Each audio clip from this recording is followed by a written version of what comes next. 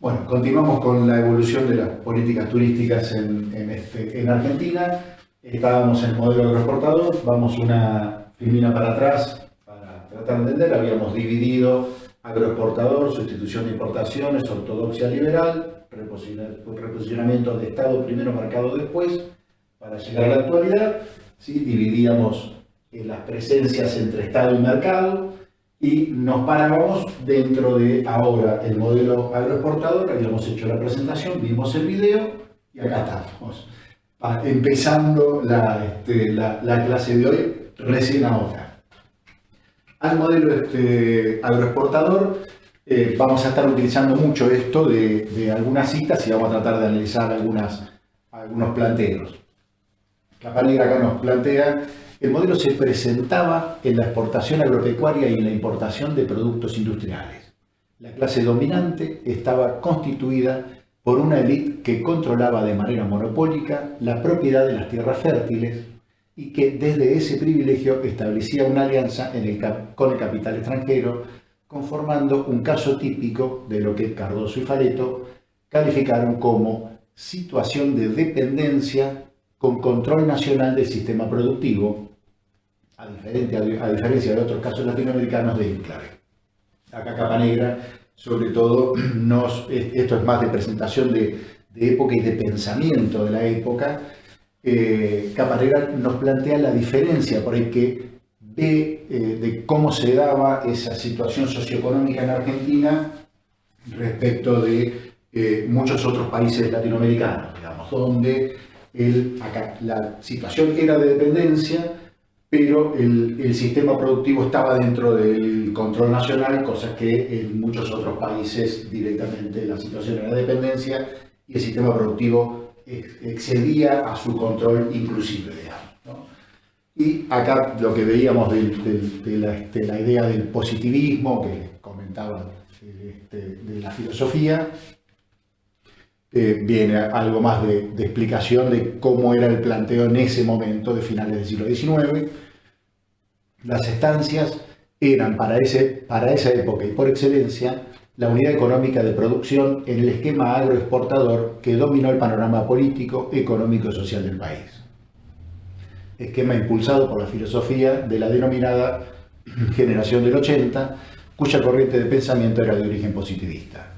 El progreso era uno de los principales ejes de esta corriente y estaba asignado, entre otras cosas, por la incorporación de tecnologías de avanzada para la época, como por ejemplo el ferrocarril, la adopción de las pautas culturales europeas en general y francesas en particular, como por ejemplo en la arquitectura, y la realización de obras que sirvieran al esquema económico agroexportador, como por ejemplo el puerto de Buenos Aires. Esto, digamos, es difícil de plantear y poder imaginarnos hoy lo que el ferrocarril implicaba para este momento. Creo que si uno tuviera que hacer alguna especie de paralelismo, yo creo que sería más fuerte, digamos, tener o no tener acceso a vías férreas para una comunidad, era más fuerte que tener o no tener acceso hoy a internet, digamos, ¿no? O sea, era estar conectado o no estar conectado.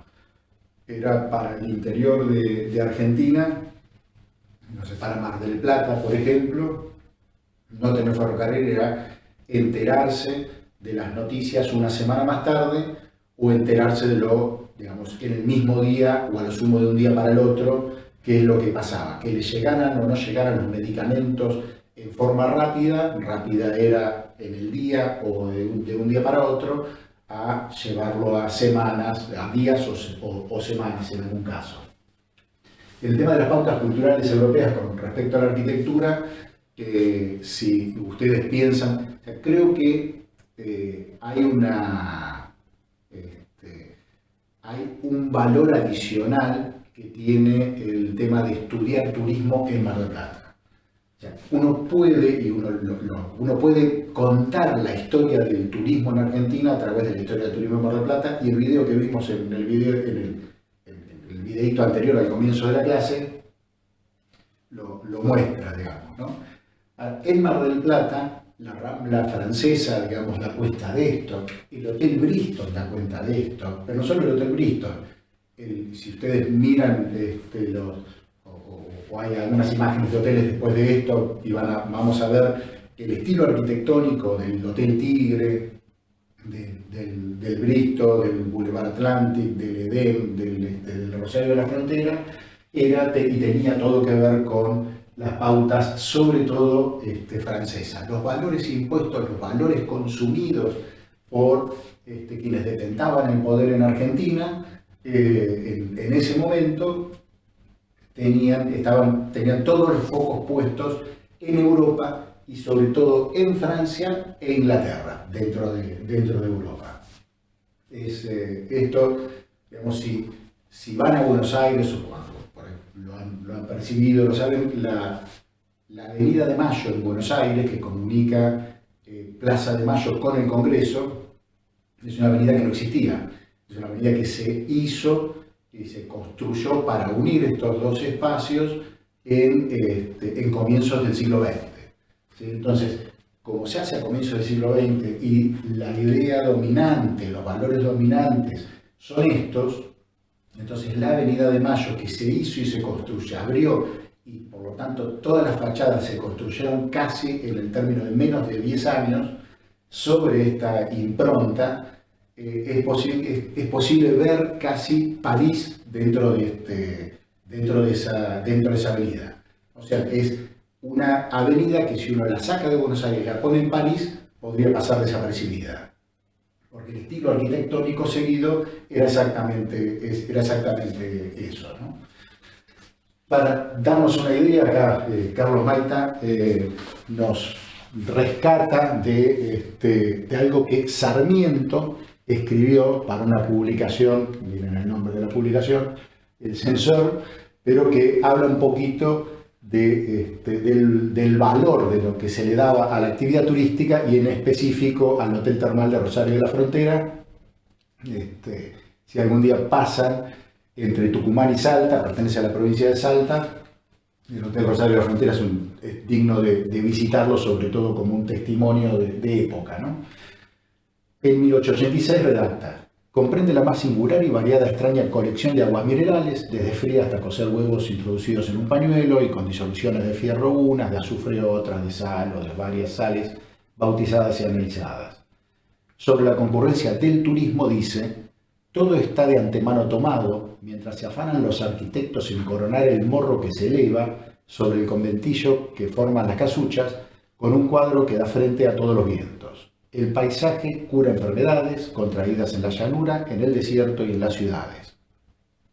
Hacia 1887 se contaban por centenares las personas que concurrían a las termas en demanda de salud, contribuyendo a ello la habilitación de la vía férrea que aproximaba a los bañistas hasta 7 kilómetros del hotel, distancia que era salvada por un carruaje tirado por caballos. O sea, la vía férrea llega hasta el pueblo de Rosario de la Frontera, que está sobre Ruta 9, y cuando uno pasa se tiene que desviar hacia el este para llegar a la parte del hotel.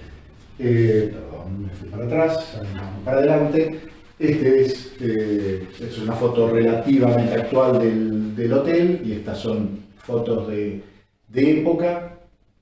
Hay, digamos, un sector que está sobre todo ubicado más en parte de Yungas, digamos, el hotel, y es el único de la época que sigue en funcionamiento como hotel.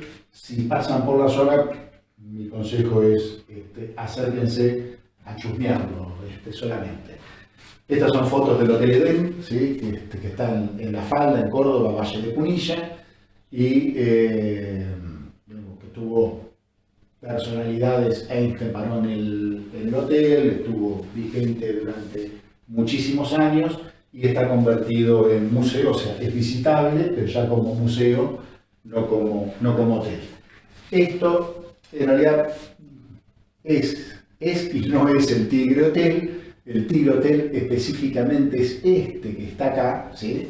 Y lo que vemos acá, que es el resto de las fotos, es lo que era el casino y que actualmente es el MAT, Museo de Arte de Tigre. También es posible de visitar como museo, no como museo no como museo-hotel, como sí es el caso del Edén, que se visita sobre todo la edificación, sino que es un museo de arte y aparte uno también obviamente puede ver la edificación. Esto cuando uno llega a Tigre está muy cerquita, visitable y recomendable también. Otro hotel de la época, que lo tenemos bastante cerquita, yo que estoy en Miramar mucho más cerca, que es el Boulevard Atlantic Hotel. Está más o menos en este estado, la foto ya tiene algunos años, pero no está muy distinto de lo que ven acá actualmente. Pero dan cuenta esto casi de lo que fue el momento, este momento de turismo previo a 1907, pero que es un momento donde estas construcciones hoteleras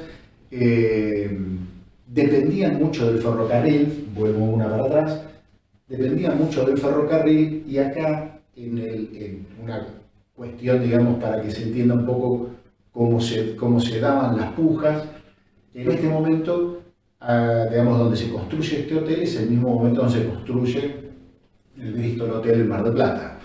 Y hay una puja de intereses por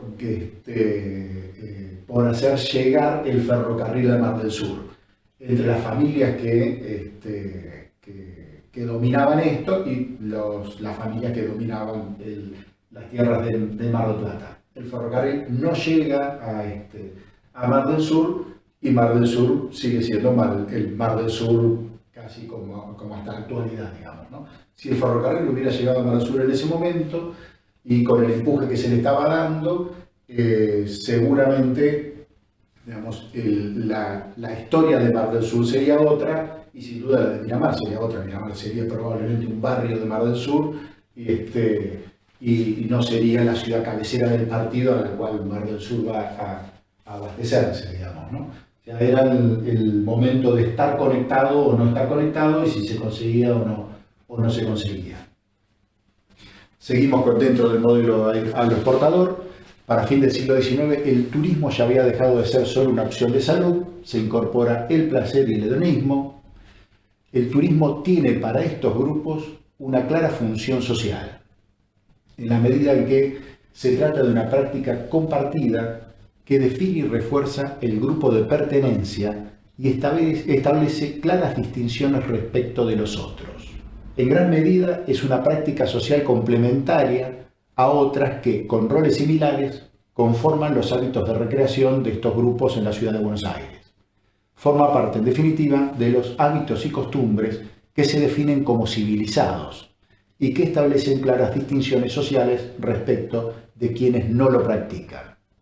Algo fundamental en un grupo que está definiendo su propio lugar social en el contexto de una sociedad atravesada por la inmigración masiva y tensada por los procesos de integración nacional. Acá Bertoncello, esta frase está sacada de uno de los textos que tienen como bibliografía básica.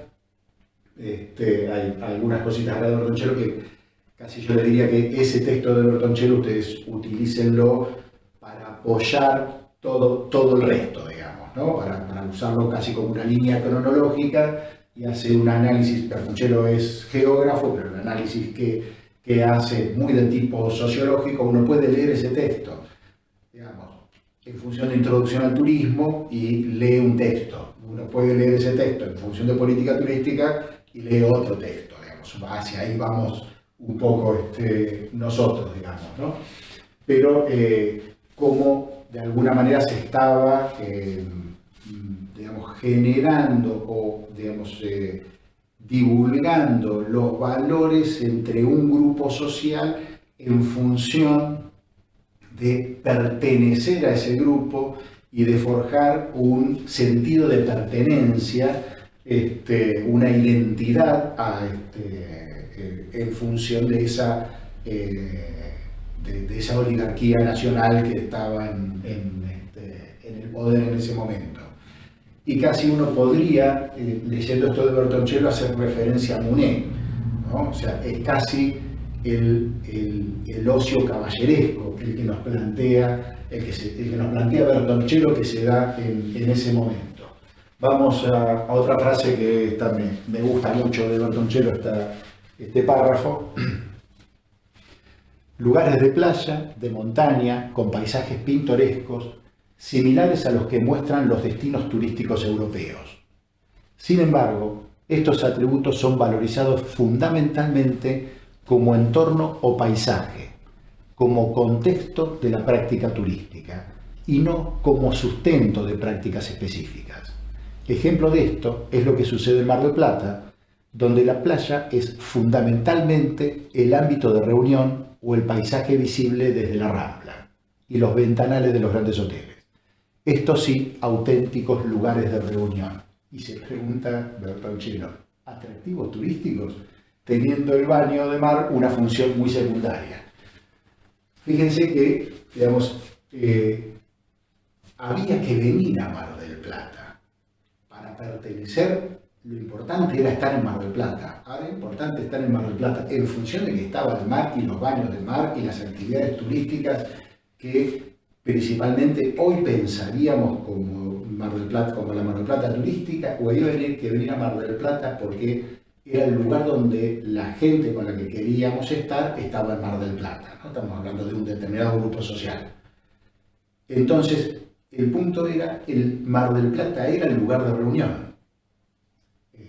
Carlos Pellegrini, vicepresidente de la Nación, después presidente, se trasladaba y estaba casi el verano completo en el Bristol Hotel.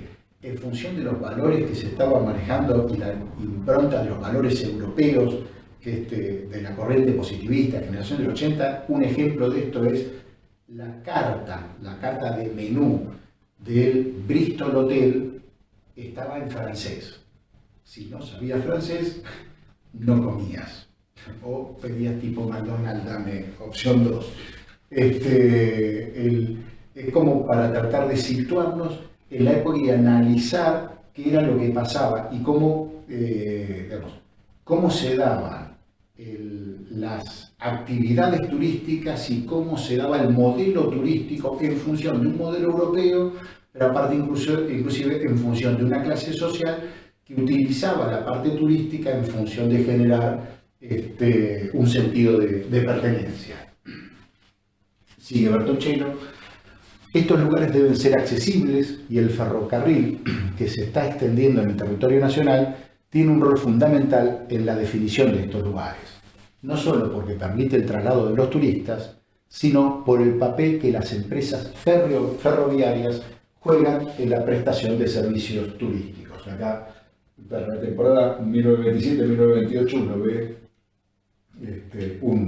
una publicidad de Ferrocarril del Sur, que después se convirtió con Ferrocarril General Roca, pero el ferrocarril no solo traía el progreso, porque traía la comunicación, traía el estar enchufado, sino que al mismo tiempo se hacía cargo de varios servicios turísticos, en algunos casos de alojamiento, por ejemplo, ¿no? Esta es una fotografía, si bien tiene su tiempo, pero es una fotografía relativamente actual del camino a la Cuesta de Miranda en La Rioja, que une, algunos probablemente lo conozcan, pero une Chilecito con Villa Unión, digamos, pasa al lado de Famatina y sería en la parte de atrás de Talampaya. No es de acceso a Talampaya, pero geográficamente está como en la parte de atrás de Talampaya, digamos, ¿no? O sea, Talampaya estaría acá a la derecha, acá estaría Villa Unión y allá Chilecito. En la parte más alta, digamos, del camino que es muy bonito, si algunos por ahí lo conocen, si no lo conocen y andan por la zona, altamente recomendable, pero sobre todo es muy extraño pensar, esta foto no me salió muy bien, pero la saqué de la parte más alta del camino, está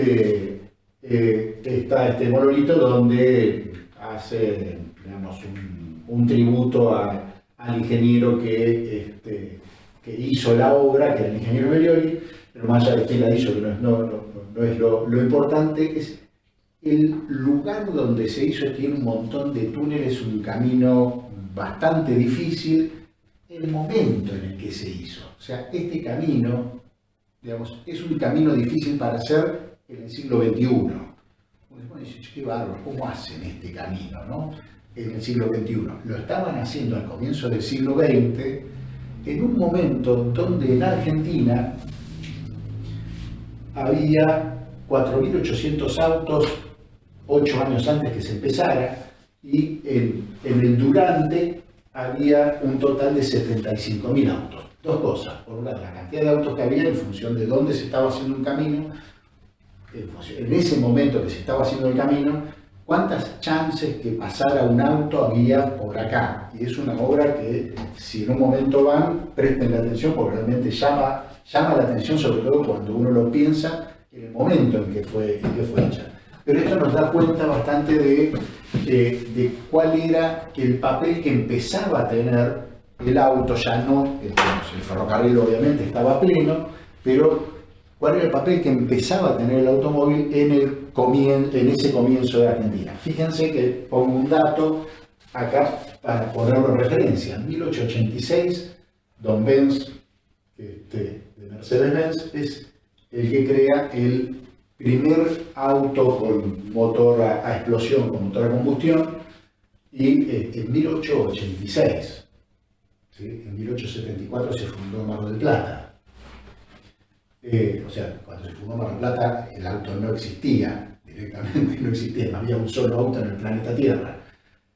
La cantidad de autos, acá que Melina Piglia nos trae los datos, 10 años más tarde circulaban 420.000, o sea, en el 31 había 420.000 autos, y ahí es un crecimiento que no paró, y para poder tener un punto de referencia, valores actuales, o relativamente actuales por lo menos, de autos. 7,5 millones de autos en los últimos 10 años se vendieron en Argentina, lo cual da, vamos para atrás de vuelta, 750.000 autos por año de promedio.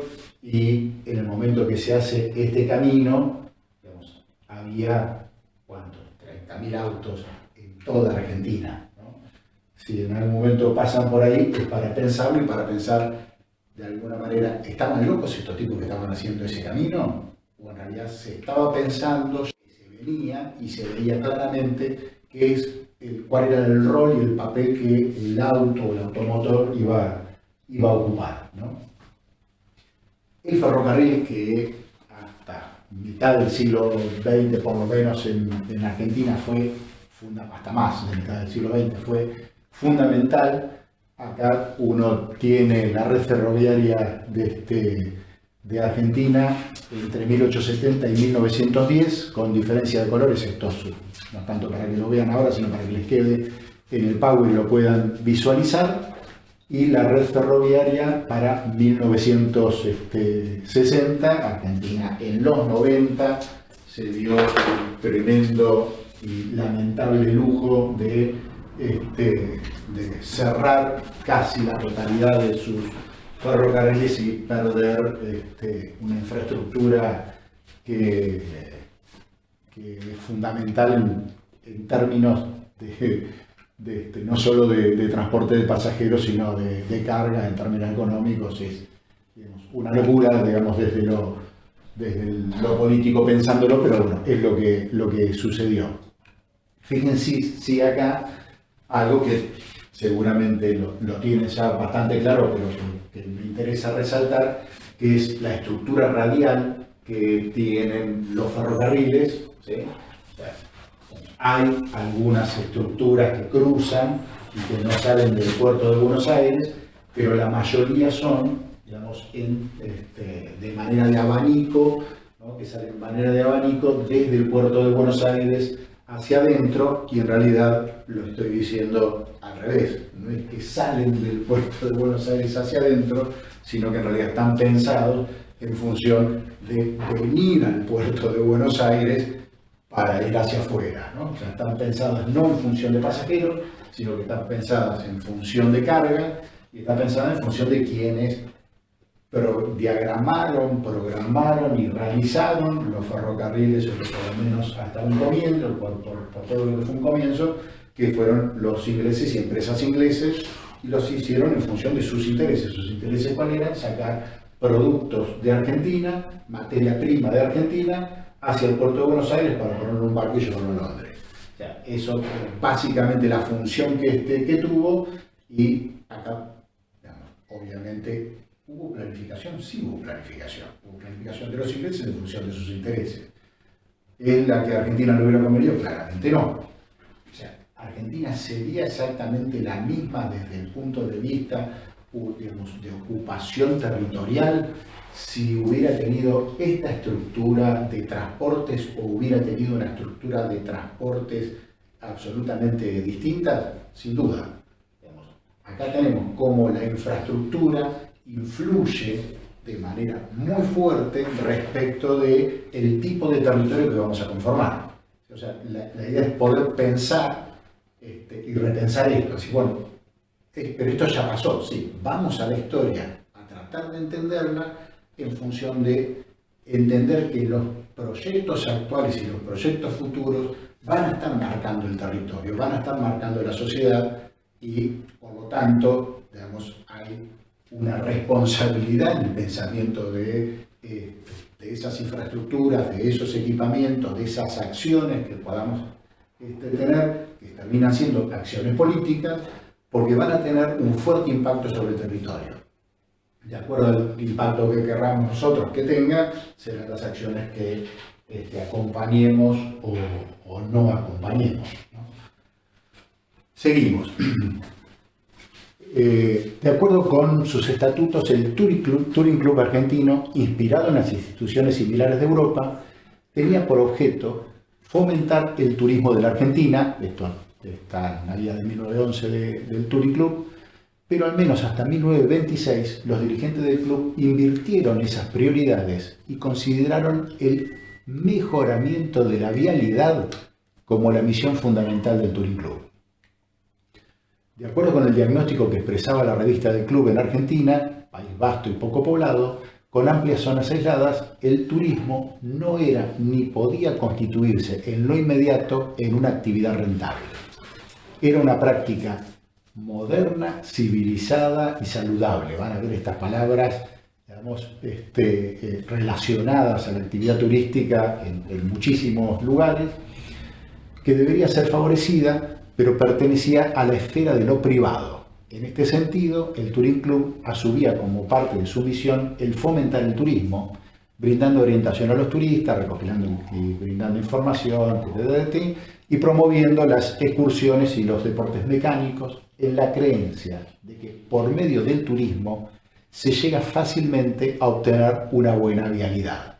El Touring Club buscaba, junto con el Automóvil Club, digamos, un desarrollo sobre todo del automóvil, digamos, ¿no? Y en función de eso el turismo venía muy bien, pero el Touring Club y el Automóvil Club lo mismo, trabajan muy fuertemente sobre algunos pilares, y la creación de caminos es uno. Es cómo la esfera de lo privado empieza a ser un actor social, o mediante el análisis empieza a ser un actor social que empieza a ocupar un lugar cada vez más fuerte y que logra influir muy fuertemente en la toma de decisiones a nivel nacional. El fin perseguido es llevar civilización, riqueza, trabajo y bienestar a los pueblos urbanos del interior. El medio directo y eficaz, el fomento oficial y privado del turismo, ponen en 1921.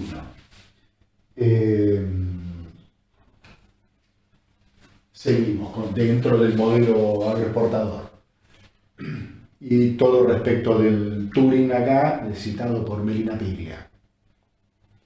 Si recibir turistas podía proveer tales beneficios colectivos, se convertía entonces en un asunto de interés público. Fíjense acá cómo era una parte, o sea, por un lado, en la opinión, que es una parte de la esfera privada, pero acá empieza a estar la presión hacia el Estado, como actor social, presionando al Estado en función de conseguir cosas que consideraba que eran buenas para la totalidad de la población, por lo menos desde su punto de vista, ¿no? Se convertía entonces en un asunto de interés público y su fomento no debía quedar solo en manos privadas. Era necesaria la cooperación de los diferentes niveles de gobierno. En sintonía con los discursos europeos y con las concepciones que fueron ganando terreno en las conferencias panamericanas, a partir de 1921, los dirigentes del Touring Club comenzaron a demandar del Estado Nacional una serie de acciones en materia de fomentar el turismo. En primer término, el gobierno debía ocuparse de brindar la infraestructura necesaria para lo que significaba centralmente caminos, pero también estimular el mejoramiento de los ferrocarriles y la construcción de hoteles. Pone al gobierno, o sea, le empiezan a demandar, esto lo vamos a ver en varios párrafos, las construcciones de hoteles por parte del gobierno. Es algo absolutamente impensado desde los valores actuales, ¿no? Por otro lado, debía facilitar el ingreso y circulación de los viajeros. Además, se insistía en la necesidad de que el gobierno recopilase y sistematizara toda la información turística, inventariando los sitios de interés turístico, dando cuenta de las condiciones de acceso, de las posibilidades de alojamiento, de los datos geográficos, topográficos, climáticos, Finalmente, la difusión de las bellezas naturales argentinas en el extranjero también podía ser en parte encarada por el gobierno, canalizada a través de sus delegaciones diplomáticas. Acá entonces, ¿qué le están demandando? Infraestructura, sobre todo caminos y ferrocarriles, equipamiento, lo meten todo dentro de infraestructura, equipamiento, construcción de hoteles, que empiece a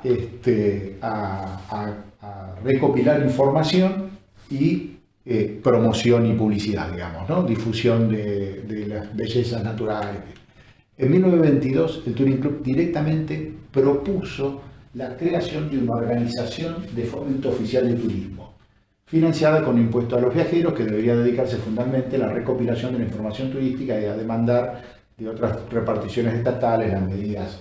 Entonces acá tenemos un actor social, el Touring Club, que generaba publicaciones, generaba guías, decía qué y cómo mirar, de alguna manera. El Automóvil Club lo mismo. Esta es una publicación de 1970, fíjense el número, estas eran mensuales o bimensuales las publicaciones, ¿no? El número 729, o sea que en realidad fueron años y años de publicación. Mucho se sacaba, una de las principales guías a nivel mundial y que terminó siendo como una guía de guías, ¿sí? Que era la forma de brindar información turística, era Michelin en Francia, que primero lo hizo para Francia, después para toda Europa, y que normalmente la mayoría de las guías seguían los lineamientos por ahí planteados por Michelin. Estas son publicaciones del Automóvil Club más modernas, pero que en realidad el primer número de la revista recién sale para 1961, pero el Automóvil, digamos, como revista, pero el Automóvil Club tenía una fuerte presencia desde comienzos de siglo. Acá ya vamos a comenzar con sustitución de importaciones, cortamos este videito acá y continuamos en el próximo.